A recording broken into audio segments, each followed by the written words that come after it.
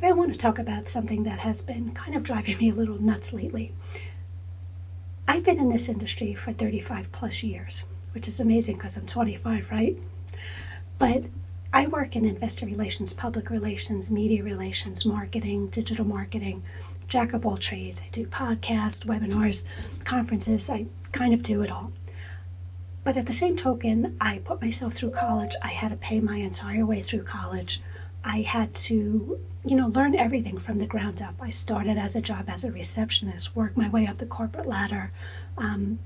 Pretty much I've done it all to the point that I actually, every company that I worked for, when the companies had closed and I went to a new company, every client had followed me, which I thought was a nice testament to them valuing the work that I did for them. But obviously the industry has changed at this point. So I've worked with clients around the world in every niche under the sun because I've always been on the agency side.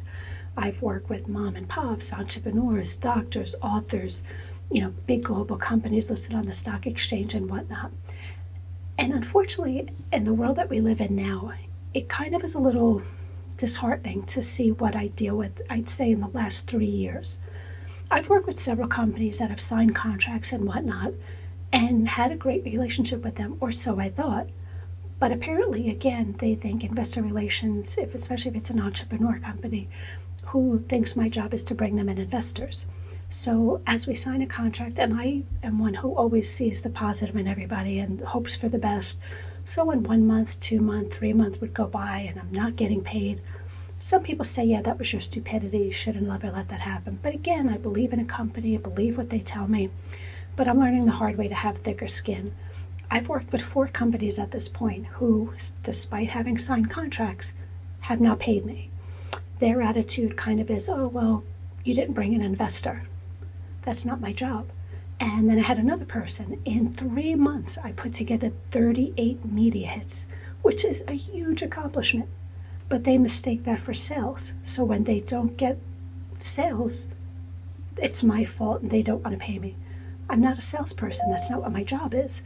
And I think it's really sad that people aren't understanding the value that I bring to the table, not to mention the time and energy that I put into my work. Yes, I have tons of sales investors and businesses in my database. I have over, millions of people in my database, but that doesn't mean that what you have is what they want. A lot of people, they always just think I'm the greatest, everybody should buy from me, and you're one among many. So how do you, yes, marketing helps you stand out, but it's not something that happens overnight. It's a process. You have to really build the momentum, who you are, what you do, why you're better. It doesn't happen overnight. I actually had someone within 3 months expect, they would be on the cover of Fortune magazine and whatnot, and everybody would buy from them. It's a process. Unless you discovered a cure for cancer, you're one of many. And yeah, you might think what you have is the greatest in the whole wide world, and you very well might. That's awesome. But again, you're competing with millions of other companies, millions of other people, and especially in the media world, it's changed. Years ago we had countless reporters writing about companies, but now post-COVID and everything online, and it's not the same as it used to be anymore. So you have a lot of, paid reporting. A lot of it is paid media.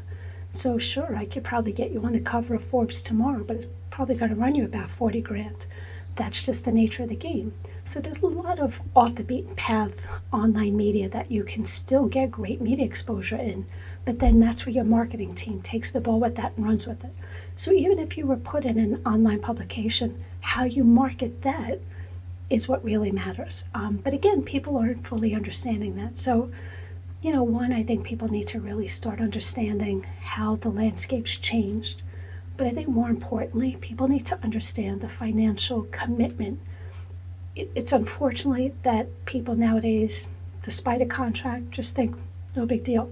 Because they know trying to fight something to get your money back isn't worth it. And it's not fair, it's not right. Just like everybody else, we all have bills to pay. We have staff to pay. Not to mention your time is worth something. So if you're not willing to put your money where your mouth is, so to speak, and pay for the services that you signed up for and have realistic expectations on what you're going to get for that, then maybe it's something that both sides should reconsider. Because trust me, in 35 plus years of doing this, these past 3 years has been a massive eye-opener for me. So contact me and let's talk about how I can help you. Patricia Baranowski of Pristine Advisors. Investor relations, public relations, media relations, marketing, digital marketing, podcast, conference.